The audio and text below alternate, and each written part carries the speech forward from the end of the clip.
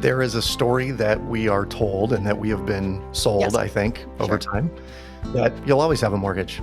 I'll always have student loan debt. I'll always have a credit card. That is a story that we adopted as our own. The distinction I like to make is whoever we heard that from, our parents, our grandparents, peers, that may be their truth, but it's not the truth. Because the truth is you could be out of it if you wanted to be. Welcome to the Money Skills for Therapists podcast, where we answer this question: how can therapists and health practitioners go from money shame and confusion to feeling calm and confident about their finances and get money really working for them in both their private practice and their lives? I'm your host, Linzy Bonham, therapist turned money coach and creator of the course Money Skills for Therapists. Hello, and welcome back to the podcast. So today's podcast guest is Adam Carroll. Adam is a renowned financial literacy expert. He's a celebrated author and a speaker who's delivered more than 1,000 speaking engagements worldwide. He has a thought-provoking TED Talk, which has amassed more than 6 million views on YouTube. So, he's been seen a few times. He's become a prominent figure in the field of finance. He's got a documentary called Broke, Busted, and Disgusted, which aired on CNBC and continues to be screened in high schools and colleges nationwide, inspiring young minds to take control of their future finances. As you can hear from his bio, he's been around the block. And today, Adam and I get into talking about strategy for debt repayment. We talk about how debt, especially things like our student loans and our mortgages that we just get very comfortable with, can end up costing us more than double what we have borrowed over the course of our lifetime, what becomes possible when we do prioritize paying down debt. And something that Adam and I talk about quite a bit is balancing that taking care of yourself, which, I always talk about on this podcast. We don't want you to be paying down debt at the cost of your own well-being. Balancing those needs and taking care of yourself with using money strategically. So this isn't about paying down as much debt as possible and like really putting yourself out and putting yourself into an unsustainable plan to pay down debt, which I see students do sometimes in Money Skills for Therapists. I see folks like when you just want to get rid of your debt so badly that you're like putting all of your extra money onto the debt, but then your furnace breaks and suddenly you need to put money back on the debt to pay for the furnace. That can be really defeating. What Adam talks about today is a strategy that he has that's about taking extra money and using it really strategically so that you can be paying down kind of the principal on your debts and actually make those big debts that we can just learn to live with and be defeated around, make them go away. Here's my conversation with Adam Carroll.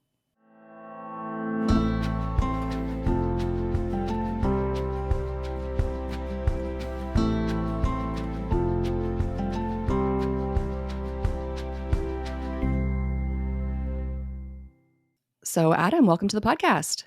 Thank you so much, Linzy. I'm excited to be with you because I love this topic.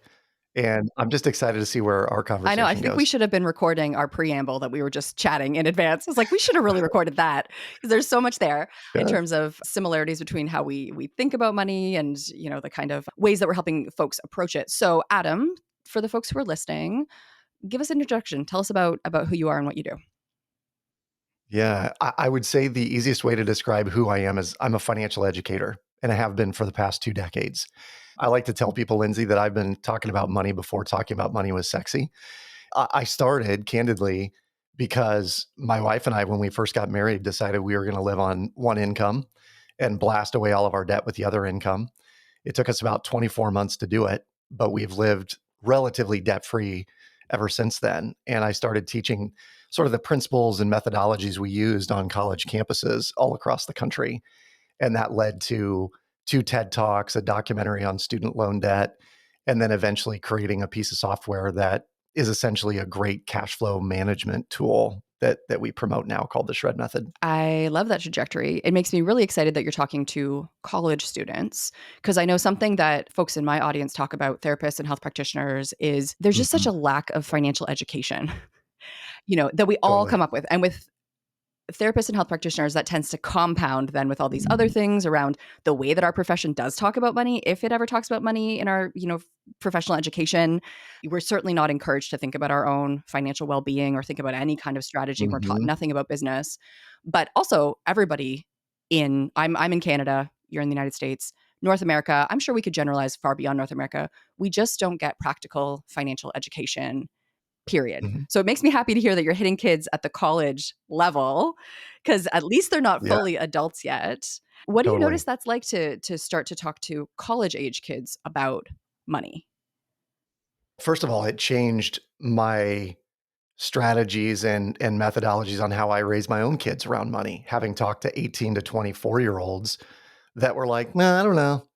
I'd ask them, "How much debt will you have?" "Don't know." "How much does it cost to get into the dining center?" "I'm not really sure." It's like this whole 4-year, 5-year, 6-year realm where money was so abstract and really not even present for most of those kids because they're using a credit card that maybe is tied to mom and dad's bill. They're using their U-bill to swipe things so it goes on an invoice that they see one time a year, and then they just sign away their life on a student loan that pays for that. So what did I learn? I learned that I wanted to teach my kids, and hopefully that parents everywhere are teaching their kids younger and younger about money, because I was seeing 18-year-olds that were completely separated from the money decisions they were making. And this is 2 full decades for most people where habits are formed and relationship to money is cemented. And, by the time you're 22 and you've created really terrible spending habits or saving or investing habits, hard to break Yeah. those right in your 20s and 30s. And I think it goes back to your comment about, even the therapists out there that have been in school for 8 or 10 or 12 years. And then you get out and you're like, oh gosh, and I have to charge 150 or two and a quarter an hour just to make ends meet for the 40 patient load that I'm seeing a week. Then there's also emotion tied behind that. So I think deep down, I started out with tactical stuff. What do I want to teach them tactically? And then I realized pretty quickly that there's like over 100 emotions tied to money. And what I was really teaching people was, what is your emotional connection and how can we understand your emotional connection to money? Because you have to understand your mindset and your emotions before I can teach you tactics that could be used effectively. Absolutely. This is exactly what I have found in my own experience with teaching therapists. So, my core course is Money Skills for Therapists. I've been teaching it for 5 years. And when I first started teaching that course, all of the emotional intelligence is baked in because I'm there. But what I realized is we needed to really pause. Like the first conversation needs to be about whatever you want to call it, money stories, mindset, trauma, right? Because like Yeah, there is real money trauma that people experience with like not totally. having enough or money being a point of emotional explosion or violence in a family, right? And like Yep. those things are so important to address, and I think we often want to go around them because it's not fun. They're not fun things to Yep. be with. It's not fun things to say out loud or to name. But Totally. what I found is you can't go around it. You have to go through it because if our Yeah. brain is caught up in these trauma responses, these intense emotions, if we're in a state of overwhelm, you just can't learn. Your learning brain is not Yeah. online. 100%. 100%. And I think in addition to that, when you start looking intently at what did you experience as a kid, and I'd shared this with you pre-roll on the interview here, but I just presented to a group of young beginning and small farmers in the Midwest. And one of the stories that they shared was when I asked, what did you hear growing up? Somebody said, you don't need that. And I heard it about 1,000 times every time we went into a store. You don't need that. You don't need that. You don't need that. And I've noticed that there are two paths that people will go down. And one, generally speaking, one path is they'll go, well, I'm just going to deny myself the finer things because there are things I don't need. And I'm going to deny my wants because I was never allowed to have my wants as a kid. I was just told I don't need it.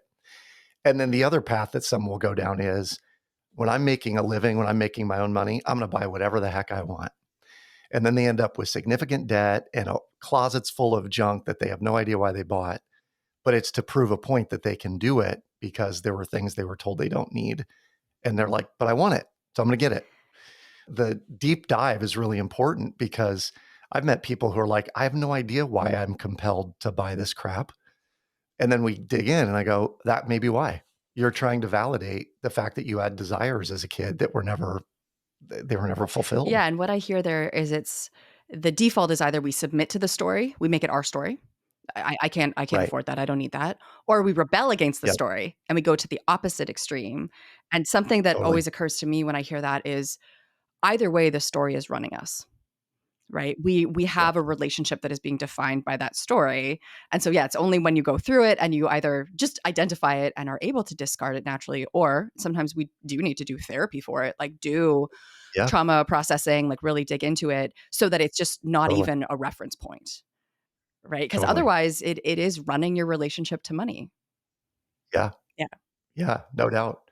Yeah. As an example, my earliest money memory, my dad would often give us, my sister and I, a $20 bill on vacation and say, this is for snacks or for a souvenir in the store or whatever it might be. And we were on the Santa Cruz Beach boardwalk in California. And I remember my 6-year-old grubby, sweaty little hands kept pulling that $20 bill out of my pocket and feeling it and touching it. And, when you're six, 20 bucks feels like $1 million, particularly in the 80s. And so I'm holding that $20 bill. And at some point I flipped the $20 bill out of my pocket. And what I was told by my sister was, you are so careless with money. How could you be so careless with money? And that was the story that I carried for a long time. I'm careless with money. And it led me to being a college graduate with $30,000 in Yeah. student loans and 8 grand in credit card debt. And I was upside down in my car, and I would, pop for drinks with my friends when we went out, because I was careless Right. with money. That's just what I That's who you did. are. It's who I Yes. was. Those Yeah. identity stories. And that's something that I Mhm. noticed through working with therapists too, is like there are stories that even a small experience like that, like you're talking about an interaction with your sister that was seconds long for making that Yeah. comment. And what I'm hearing is you were so excited and valued the money so much. That's why you were kind of messing with it in your pocket, Huge. right? It's almost the Huge. opposite, but it became who you were in your own mind. And then Yeah. you do the things that are who you are. You have the behaviors that That's fit right. the person you are. Yeah. Exactly. Yeah. So I'm really curious then to hear your story because what I'm hearing is, you accumulated this debt. You had this story that you weren't good with money, but then you and your Yeah. wife took this really intentional approach to, Yep. can I use the word eradicating debt? Yeah. I It love sounds, yeah, yeah, eradicating yeah. debt. Which is like not usually my Yeah. speed. I will say like I am somebody, folks who listen to the podcast are going to know like I'm a moderate. I'm all about balance, but I'm hearing that like you Yes, really made this your project as a couple. So we I'm did. curious, like, yeah, tell me about that. Tell me about the method that you've developed that came out of that. Yeah. I think it might help, Lindsay, if I share the two sort of core philosophies that we were living by while we did this. And I think it's really important for people to understand both of these as you go down this process if debt elimination or eradication is your goal. Number one is that the two single greatest expenses that we will ever have in our life are taxes and the interest expense on debt. Those are the two greatest expenses. Most people will spend 60% of their working years paying for taxes and the interest expense on the debt that they've accrued. So this is mortgage debt, student loan debt, credit card debt, car loans, all of it. And so knowing that, I read this statistic and I thought, okay, I need to get really good at minimizing taxes and I need to get really good at minimizing the interest expense on debt. And how do I do that? And there's two ways. You minimize the interest rate or you blast away the debt. You get rid of the balance as fast as possible. And that led me down a path of understanding amortization tables and how debt is charged and all those kinds of things, which is very eye opening for people who don't know.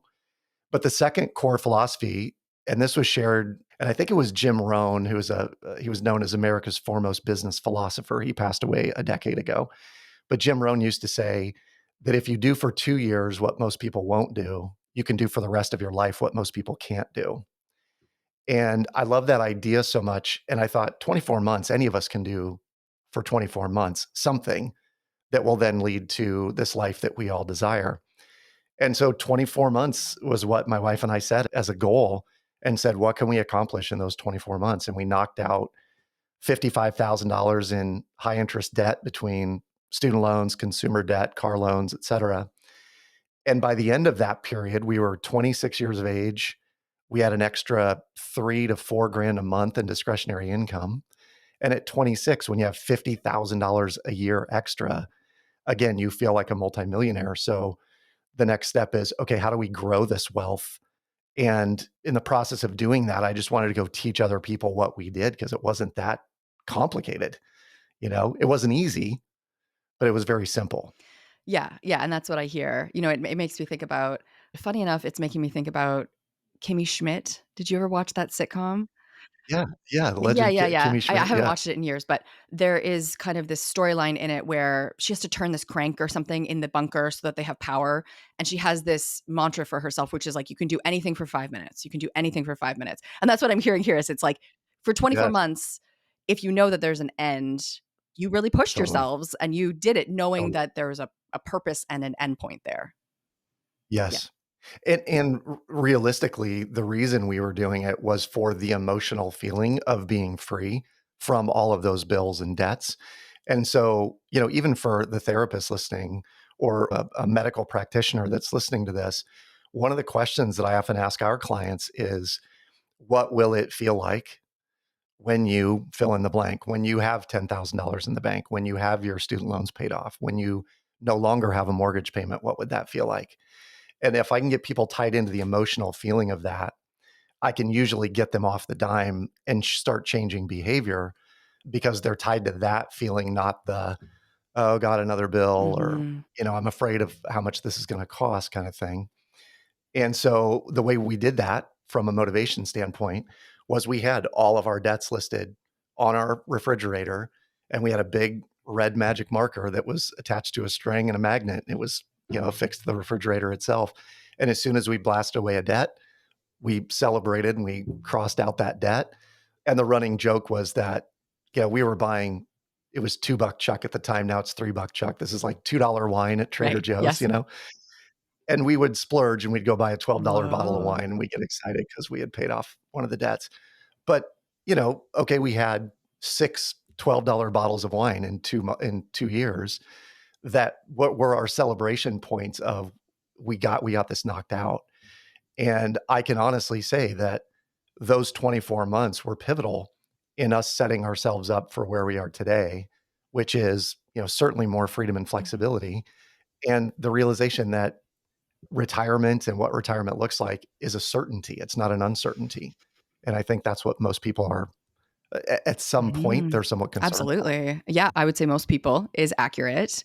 And something that's occurring to me as you're talking about this, because I'm like, okay, I'm about to turn 40. Big year for me, turning 40. So I passed the 26. And I wasn't with my partner when I turned 26, right? Like we didn't Yeah. meet till I was Oh, yeah. 29. Now we're in that project of like, we have a child, we're focusing on him a lot. We're very focused on our Yeah. community. I'm like turning my backyard into like a cool eco paradise. So it's like, I have these other Love it. kind of projects. So a curiosity that I have is, what do you suggest to somebody who's in a position like mine where it's like, I do have other projects that are also feeling really important. How do I Yeah. determine how important it is to, yeah, save myself? What I'm hearing is a huge amount of money over a long period of time that we're kind of protected Yeah. from, right? Like these debts, the way that they do it, they make it kind of opaque where you're not able to really realize how much you're paying for it. So I'm hearing Great there's way to like this describe it. great payoff that could come down the road if I really focus. But also, I've Mhm. kind of missed those years of just like ramen and $3 wine. Yeah. Yeah. I hear you completely. And I'm sure that your listeners are dealing with folks who are in that mode, right? They're 40, 50, 60. Like, how do I change this? Number one, and this is central to both the shred method working, but I think just in general, people's lives working well, is that if you are not able to save 10 or 20% of what you make, you are spending too much or not making enough. Period. End of story. And, from a college student perspective, what I always told them was you have to have more money at the end of your month. You cannot have more month at the end of your money. That's good. Can't, right? Yeah. And and so for adults, part of the challenge is we get in the mode of I have my job, I have my things, I have desires, I can finance these things, and we begin to payment ourselves into a Mhm. corner because we can afford the payments. And so the more payments we afford, the more debt we accrue, and then you'll wake up one day and be like, "Well, now I'm stuck because I've painted myself into this corner, paymented myself into this corner, and I don't have enough discretionary income to get out of it." And that's really what we teach people with the shred method is the debts are, they're important to note, but what we really focus on at the beginning is how much discretionary income is there at the end of the month? Is it 200? Is it 500? Is it 2,000, 5,000? Whatever that number is, what you're doing with that amount of money is what is central to you achieving what you want to achieve later on in life. So if there's 200, it means your shred tool is just a little bit Sure. smaller. It's like a tabletop. You can put one sheet in the shredder. But if you've got 500 or 1,000 or $2,000 a month, it is mind blowing how fast debt can be eliminated and the ability to go spend money on the eco paradise. Is Yeah. that what you called it? Which is Yeah. very cool. I'm going to look this up after we're done. Might not be a Um, thing. I might have made it up, but it's a lot of okay. trees. Just making a forest in our Super backyard. Yeah. cool. Yeah. Trademark I it, will. buy the I will. domain. I think there's a That's the next $1 million idea business. there. Yep. But, that you can do those things in the midst of using shred because what we're suggesting is not the beans and rice, rice and beans, mentality. It's no, we're just going to tell you how to be more strategic and efficient with the money that you have. Because candidly, Lindsay, one of the things we found is that when people have money sitting in a savings or a checking account, and I'm going to point blank ask you if you Mhm. don't mind, Yeah.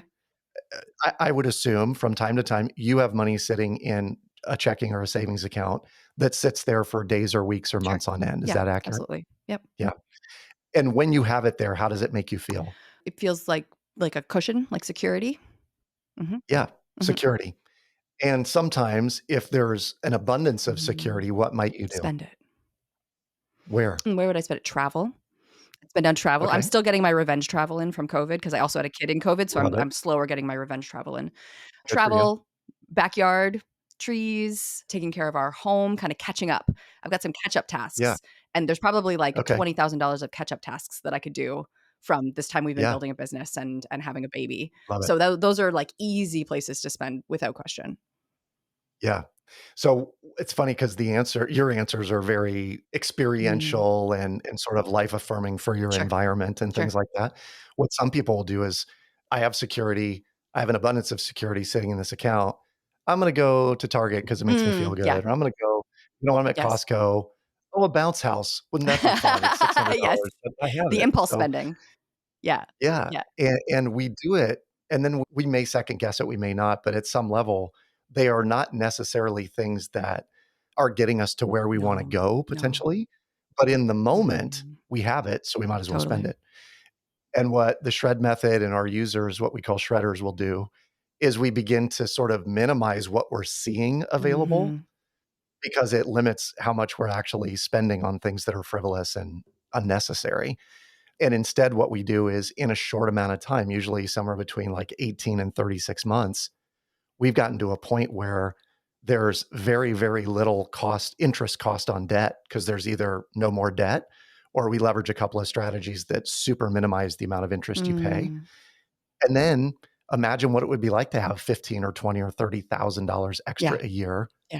to go Yes. do the kind of things that you Yes. described. Because then you're also Yeah, doing it not at kind of your own cost, right? Because that's there's that right. cost of borrowing. And Yeah. interestingly, Adam, like, I find a lot of folks that I work with, they have guilt and shame. The heavy debt is the consumer debt. They feel bad about the credit card, right? But Yep. things like mortgages and student debt, which, like, as a Canadian, I look at American student debt and I'm like, "Oh my god, are you guys okay?" That's how it feels because you're the debt that folks accumulate, especially to get into the professions that, listeners are Yeah. are in, like psychology, like a PhD in psychology, like you're talking about more than $100,000 of debt. And that can Totally. just start to feel like a fact of life, right? The consumer debt they feel bad about because Yes. it's in their face and you know that it's Amazon purchases that you probably shouldn't have made. And there's other Yep. weight to that. But it's the student loans and the mortgage that can just feel like this is the rest of my life. And I've had students Yeah. say that to me in my course, like, I'm just gonna die with this debt. What do you Yeah. say to folks around Yeah. that? Mortgages, student loans, that kind of like pervasive long-term debt. There is a story that we are told and that we have been sold, Yes, I think, over sure. time, that you'll always have a mortgage. I'll always have student loan debt. I'll always have a credit card. I'll always have, and that is a story that we adopted, to use your language, we adopted it as our own. And I think that the distinction I like to make is whoever we heard that from, our parents, our grandparents, peers, whoever it may have been, that may be their truth, but it's not the truth. Because the truth is, you could be out of it if you wanted to be. And the reality of the truth is that the interest expense on that debt, particularly student loan debt. So let's separate for a moment those that went for a psychology degree, have PhDs. And my cousin's in this boat. He's got $140,000 in Yes. student loans. He's 44. He graduated 20 years ago or 18 years ago and had 130 when he graduated, and it's now ballooned to 140 despite him making $100,000 in payments over the last X number of Yeah. years. So what I tell people who are in that situation is you are trying to run a marathon with a backpack full of Mm. bricks, and it's really hard to Mhm. do. Maybe not the first few years, but you'll get 5, 10, 15, 20 years in, you're like, this backpack sucks. I don't want to carry this anymore. And by that point in time, you've paid so much in Yeah. interest that if we had just tackled it on the front Mm. end, you'd knock out the 140 and you'd walk away and be good. Mhm. It requires some Yeah. discipline, but it also requires the knowledge that it can be done and it can be done in short Mm. order. You just have to be taught a way to do it. Mhm. And unfortunately, the only way that it's been shared is make your minimum Yeah. payment. Hopefully, Uncle Joe is going to forgive the debt at some point. And I hear this all the time. Uncle Joe being Joe Oh, Biden, right? okay. Yep. Uncle Got it. Yep. Kevin. And it's not going to Mhm. happen. We're not going to have all of the loans written off en masse. So if you have them, let's figure out the strategy and go after them and knock them out really Mhm. quick. And the shred method is one way to do that. It requires sort of a rewiring of how those payments Yeah. are made, but it's lightning fast. I mean, Mm. unbelievably Mhm. efficient when you dig into how it Yeah. works. Yeah, and I think that it sounds great. I'm like, "Sign me up. Do you work with Canadians?" But, I think a really important distinction of that listeners might not be super aware of because, we don't tend to be folks who've dug into the financial world. Yeah, is that distinction between the Yeah, principal and the interest, right? And, like, I yeah, think, you were saying, we inherit those stories of, like, you're always gonna have debt. Also, there's multi-billion dollar companies that make multi-billion dollars from all of us being totally. very comfortable and complacent with having certain types of Yes, debt. And I don't yes. think, for folks who are listening, I know we're all balancing many things. Oh, I'm not saying that I think this is the most important thing in life, but what I am hearing is like, if this is important to us, there are ways that we can change this. It's not an Yeah, inevitability that we have to pay. correct. And I am curious, Adam, I don't know if you have any kind of numbers that you could share, but you mentioned like 60% of the money that we spend is going to be on debt.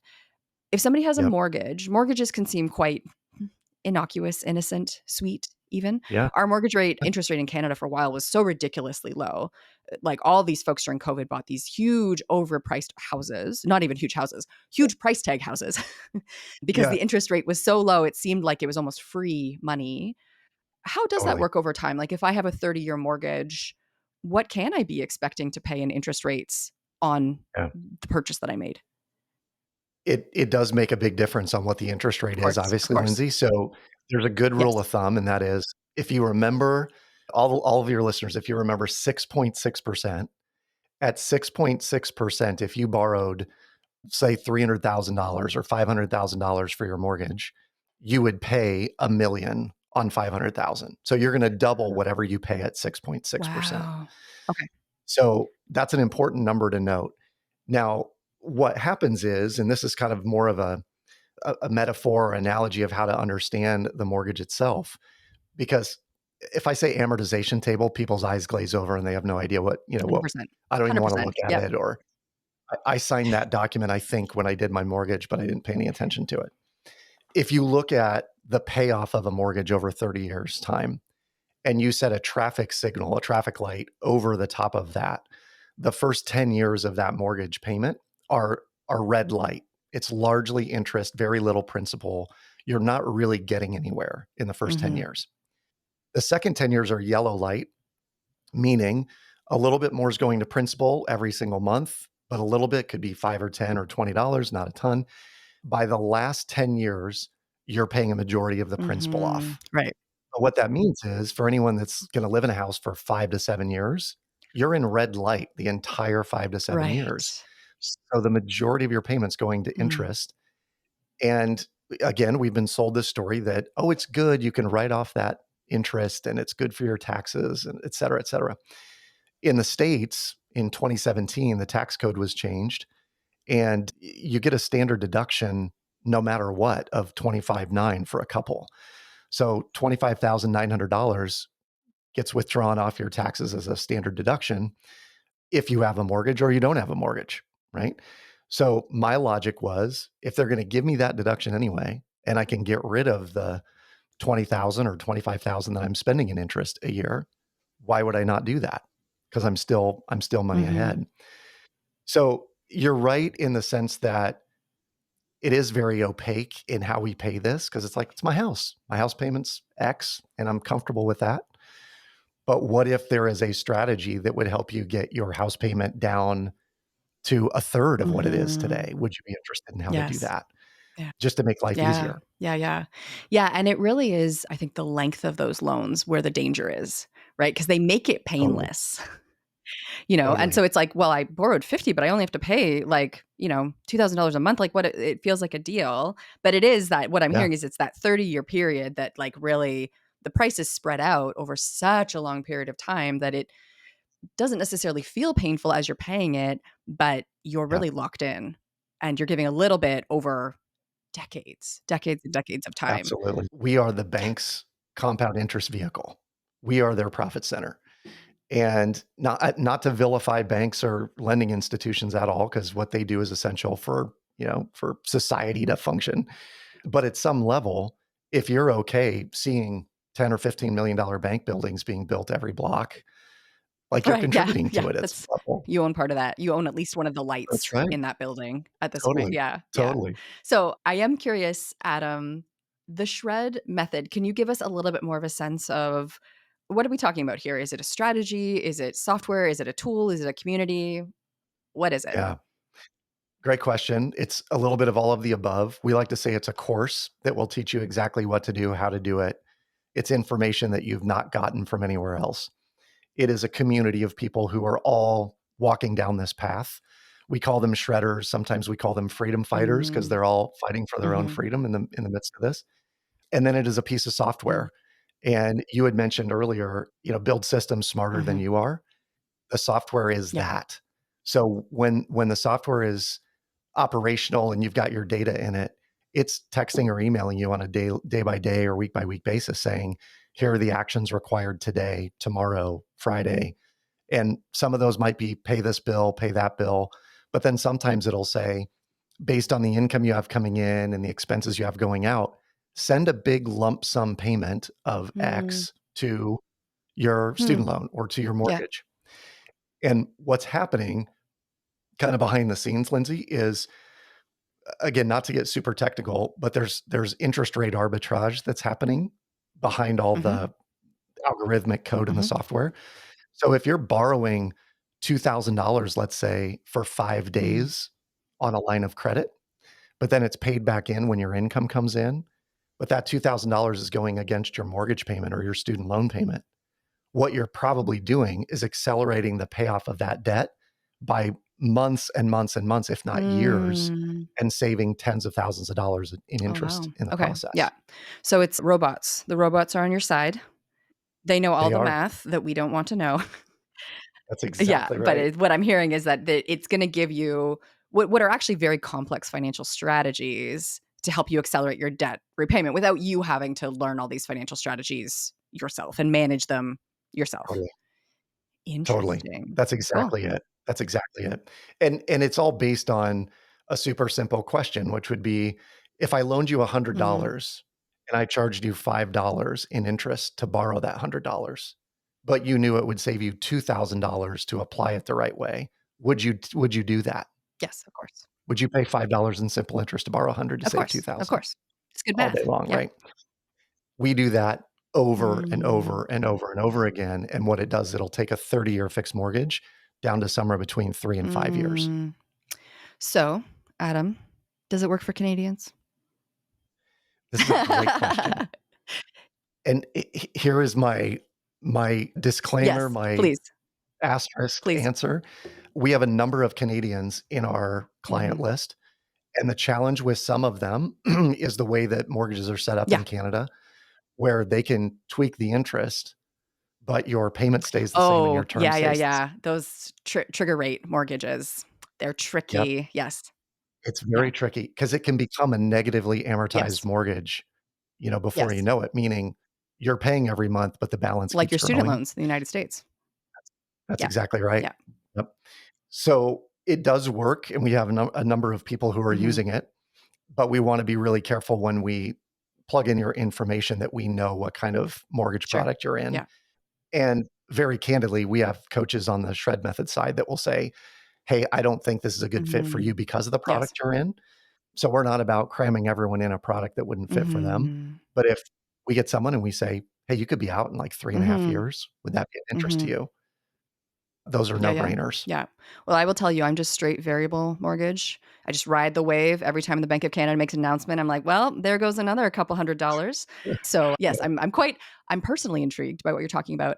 And like something that I will Yeah. say to listeners is, something that I talk about on the podcast quite a bit is like balancing out, what is the cost of paying down a debt and what is the negative Yeah. story versus like making sure you have money available in your life for something else. And like I Yeah. really want to emphasize that piece of like, for folks who are listening, paying down debt is probably actually not the most important thing in their life. But what I'm hearing from you is if we can connect with what becomes possible on the other side of it, it can be a very strategic way to use your money now if Yeah. it means you can pay for your kids' tuition with cash later or like it's like Totally. but it is about connecting because what I sometimes see with like the fire community like financial independence retire early is there's such singular focus on this goal of paying down debt Yeah. to the detriment of like their own well-being, that like ramen Totally. for dinner. And something that Totally. I always say to therapists is like, we actually emotionally can't afford to do that. Like we need to be Yeah. well to be able to do the kind Yeah. of like emotional labor that we do, or for folks who do like manual health practitioners, just that like caring and taking care of others and what that demands of your body. Like we need to be Totally. well. But what I'm hearing here from you is like, it can be a both and. You're not telling people to like, Yeah. buy the cheapest groceries possible to do this, but you're saying, what is the opportunity that's already there in the way that your money works? And here's how you could use that money really strategically to hit these goals and like create more financial ease down the road. You nailed Right? it. You nailed it. Yep. Because it really is not, I'm with you 100% on the ramening of our Yeah. lives, not a good way to No. live your life. And in fact, debt payoff fatigue is very real. Yes. And we tell people that, like, you're going to get in a process where somebody in your house is going to say, I just want to go buy a purse. I just want to take a trip. I just want to, and we go, do it. Mhm. The system accounts Yes. for that. Go do that. We don't want you to deny yourself those kinds of things. And one of the things that I want to mention, Lindsay, in relation to the last comment you made, is that we want this self-care idea to be there. And what we're not trying to do is totally revolutionize someone's behavior around how they're spending on themselves or not. It's more about a question of the difference between available funds and accessible funds. And so we've been told and taught by the gurus and the authors out there, we need 6 to 12 months in the bank at all times. And that number should be very personal and independent for most people because if you could go get a job, if you lost your job, you could go get a job in 60 days. Do you need 6 months or 12 months? Granted, something catastrophic could happen. If you want to be prepared for that, kudos, good on you. But that may not need to be available funds. It might just need to be accessible funds. And accessible could be the equity in your home. It could be, at last ditch, a credit card that's there for, true emergencies. But we have lines of credit, overfunded life insurance policies. There's all sorts of ways to have accessible money to sort of, assuage the panic and anxiety about, oh, do I have enough? I don't have Yes. enough. Yeah. And Yeah. that's helpful to hear because I do think, it's kind of the Dave Ramsey kind of advice of like, yeah, you need to have this money and this is top priority. And I think for folks too who tend to generally be anxious about the future, feel like the sky might fall, it's all going to go away. People who grew up, without having money and it's weird to have money and they can't Yeah. trust it. It is very tempting to Yeah. kind of stockpile money. But this is something that I talk Yes. about with students in Money Skills for Therapists who have this kind of stockpiling behavior is like, is this money actually doing the best job it can do for you? Is having That's $30,000 exactly in your savings account actually making your life better? Is it actually serving you? And right. so what I'm hearing from you is there's ways to be strategic about that and still make sure that you have money accessible if you have to not work Yep. for a while, but it doesn't necessarily need to be cash that's just sitting there as though you're going to need $30,000 tomorrow. Tomorrow, Yeah. precisely. Yeah. Because then that's the big distinction. Available money is, oh, if you had 30 grand, you could go pull out of the bank or grab from your safe. Yeah. It was stacked on your bureau every morning. You'd count Mhm. it and Yeah, feel your good gold about it. bars, That's your gold available bar money. collection. Yeah. Yeah, Yeah. right. Then there's accessible money, which is it might take you 2 days. 3 days to get it in hand, or you could swipe a card and have access to it. But where are those pockets of money? And I think what most homeowners don't realize is your home, it could be that. And this is one of the strategies we employ, but there's a little known tactic in the mortgage world that if you do make lump sum payments and you pay down your mortgage, you can actually recast your mortgage and get the payment down to a crazy number. So we have clients that will pay between $300 and $500 a month for their mortgage payment on a 3,000, 4,000 square foot home. So, and it's done within maybe 24 months or 36 Right. months. We teach them how to do Right. that. So there are other strategies that Mm. we employ and teach in the Hmm. process, all in the nature of making life Yeah. easier, making you feel better and more financially secure and confident. But to your point, making sure that what is being done Yes. efficiently. Yes. Awesome. Very exciting. So, Adam, for folks who are interested in learning more about you, getting more into your world, where can they find you and follow you? Well, my world is largely held on theshredmethod.com. That's where you could go to learn more about what we do and how we do it. And I would encourage, if anybody out there is like, oh, okay, I'm intrigued. How does this work? We have a savings calculator on the site that you can do. 2 minutes or less, it'll tell you here's how fast you could be out of debt. Here's how much you would save. If you're intrigued by that, jump on a 20-minute call with our team and we'll run your numbers, and there's no obligation or anything for that. But then we have a master class that's about 25 minutes long, and it's me just telling people about the shred method and how it works. I do have a TED talk that's out there that's got 6 million views. Highly encourage all of the practitioners out there to go watch that, because it's all about a game of Monopoly that I played with my children with real Mm. cash. And it's very eye-opening about, how we function and what financial abstraction is doing in society today. And then you can always find me at adamcarroll.info. Wonderful. Thank you. Thank you so much, Adam, for coming on the podcast today. Thanks for having me, Lindsay.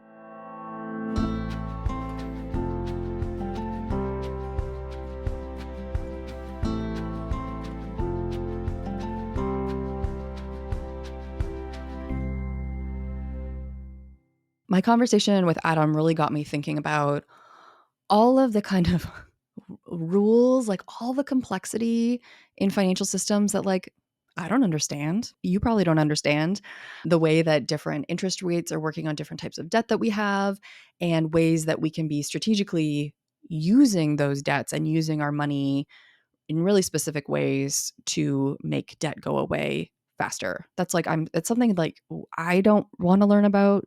I don't think probably most people want to learn about, but it's neat to hear about a solution that automates that and that can help you take advantage of these complexities that are built into how money works without you having to actually do the mental work to figure it out.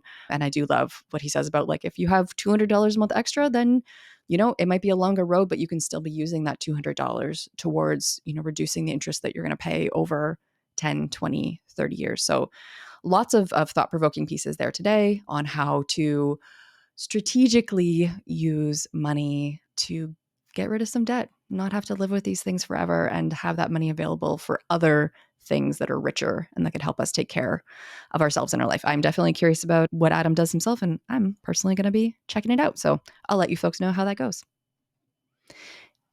You can follow me on Instagram at Money Nuts and Bolts.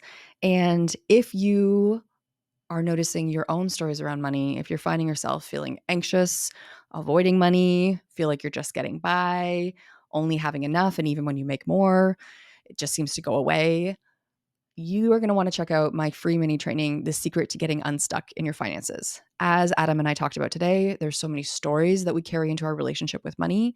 And it's only by going through those stories that we're able to free up our brain to be strategic and learn and really get money working for us. So if you know that you have stories hanging around, if you're feeling the emotional weight or even noticing thoughts pop up, this mini training is a great way to start to get you connected with those stories, see what you're working with, and start to think about how you want to shift them. It's a series of short videos and worksheet. It's designed to be something that you really work through step by step, which is always how I teach, and it's totally free. So you can click on the link in the show notes for The Secret to Getting Unstuck in Your Finances mini training. Thanks for listening today.